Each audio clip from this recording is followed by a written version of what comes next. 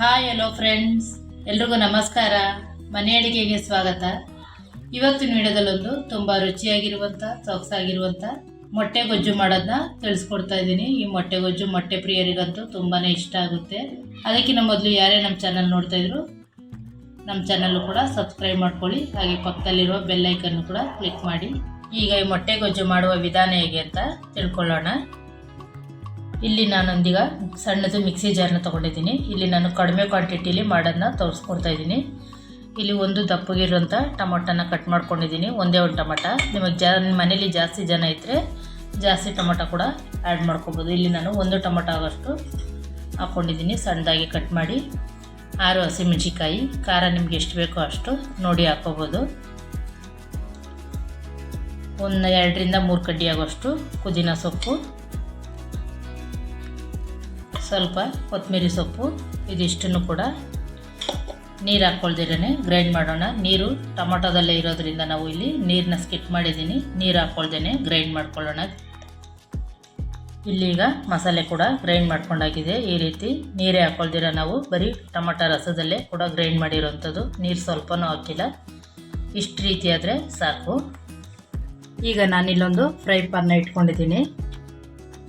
ಅದಕ್ಕೆ ಒಂದು 3 ಸ್ಪೂನ್ ಆಗೋಷ್ಟು ಎಣ್ಣೆ ಹಾಕ್ಕೋತಾ ಇದ್ದೀನಿ. ಎಣ್ಣೆ ಸ್ವಲ್ಪ ಬಿಸಿ ಆಗಬೇಕು. ಇಲ್ಲೀಗ ಎಣ್ಣೆ ಕೂಡ ಬಿಸಿಯಾಗಿದೆ.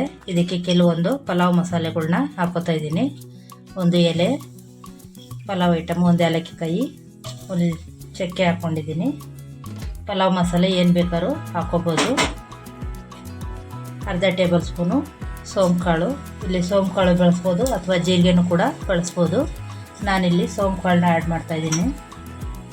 ಒಂದು ದೊಡ್ಡ ಗೆಡ್ಡೆಯ ಈರುಳ್ಳಿನ ಸಣ್ಣದಾಗಿ ಕಟ್ ಮಾಡಿದ್ದೀನಿ, ಅದನ್ನು ಕೂಡ ಹಾಕೋತಾ ಇದ್ದೀನಿ. ಇದು ಸ್ವಲ್ಪ ಬ್ರೌನ್ ಕಲರ್ ಬರೋ ಗಂಟ ಫ್ರೈ ಮಾಡ್ಕೋಬೇಕು.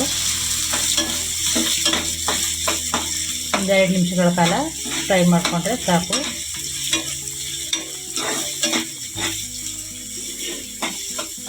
ಈ ರೀತಿ 2 ನಿಮಿಷ ಬ್ರೌನ್ ಕಲರ್ ಬರೋ ಗಂಟ ಫ್ರೈ ಮಾಡಿಕೊಂಡ್ರೆ ಸಾಕು. ಇದಕ್ಕಿಲ್ಲಿ 1 ಟೇಬಲ್ ಸ್ಪೂನ್ ಆಗೋಷ್ಟು ಶುಂಠಿ ಬೆಳ್ಳುಳ್ಳಿ ಪೇಸ್ಟ್ನ ಹಾಕ್ತಾಯಿದ್ದೀನಿ. ಇದನ್ನು ಕೂಡ ಸ್ವಲ್ಪ ಹಸಿ ವಾಸನೆ ಹೋಗೋ ಗಂಟ ಕೈ ಆಡಿಸ್ಕೊಂಡ್ರೆ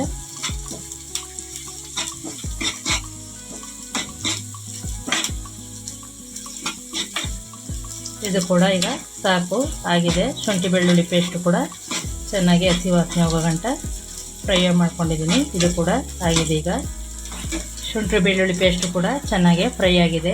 ಇಲ್ಲಿ ನಾವು ರುಬ್ಬಿಟ್ಕೊಂಡಿರೋಂಥ ಮಸಾಲೆನೂ ಕೂಡ ಹಾಕ್ಕೊಳ್ಳೋಣ.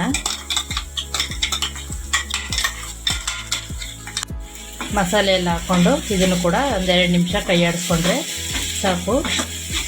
ಹಸಿ ಸ್ಮೆಲ್ಲು ಹೋಗೋ ಗಂಟ ಕೈ ಆಡಿಸ್ಕೋಬೇಕು.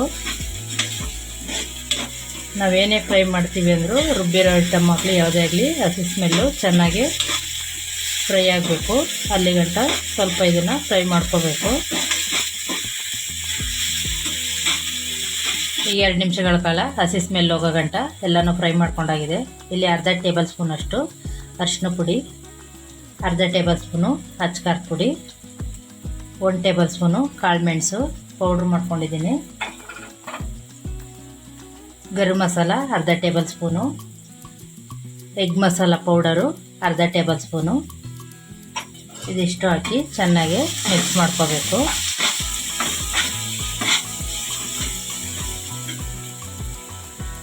ಮತ್ತು ಇಲ್ಲಿ ಅರ್ಧ ಟೇಬಲ್ ಸ್ಪೂನ್ ಆಗೋಷ್ಟು 1-2 ಟೇಬಲ್ ಸ್ಪೂನು ಮೊಸರು ತೊಗೊಂಡಿದ್ದೀನಿ. ಮೊಸರನ್ನು ಕೂಡ ಹಾಕ್ಕೋತಾ ಇದ್ದೀನಿ.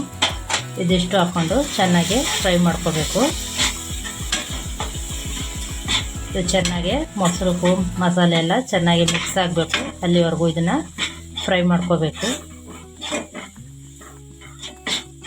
ಈ ರೀತಿ ಎಲ್ಲ ಫ್ರೈ ಆಗಿ ನಮಗೆ ಎಣ್ಣೆ ಅಂಶ ಬಿಟ್ಕೊಳ್ಳುತ್ತೆ. ಆವಾಗ ಚೆನ್ನಾಗಿ ಫ್ರೈ ಆಗಿದೆ ಅಂತ ನಮ್ಗೆ ಗೊತ್ತಾಗುತ್ತೆ. ಇಲ್ಲಿ ನಾನು ಜಾರ್ ತೊಳೆದಿರೋಂಥ ನೀರನ್ನ ಸ್ವಲ್ಪ ಆ್ಯಡ್ ಮಾಡ್ಕೊತಾ ಇದ್ದೀನಿ. ಈಗ ಇದ್ರ ಜೊತೆಗೇ ರುಚಿಗೆ ತಕ್ಕಷ್ಟು ಉಪ್ಪನ್ನ ಕೂಡ ಆ್ಯಡ್ ಮಾಡ್ಕೊಬಿಡೋಣ. ಉಪ್ಪು ಹಾಕಿ 1-2 ನಿಮಿಷ ಇದನ್ನು ಚೆನ್ನಾಗಿ ಬೇಯೋಕ್ಕೆ ಬಿಡಬೇಕು. ಕ್ಲೋಸ್ ಮಾಡಿ 2 ನಿಮಿಷ ಬೇಯೋದಕ್ಕೆ ಬಿಟ್ಬಿಡೋಣ. ಈಗ 2 ನಿಮಿಷ ಕೂಡ ಚೆನ್ನಾಗಿ ಬೆಂದಿದೆ. ಇಲ್ಲಿ ನಾನು ಬೇಯಿಸಿಟ್ಕೊಂಡಿರೋಂಥ ಮೊಟ್ಟೆನ ಈ ರೀತಿ ರೌಂಡಾಗಿ ಕಟ್ ಮಾಡಿ ತೊಗೊಂಡಿದ್ದೀನಿ. ಅದನ್ನು ಕೂಡ ನಾವು ಈ ಗೊಜ್ಜೊಳಕ್ಕೇನೆ ಹಾಕ್ಕೊಳ್ಳೋಣ.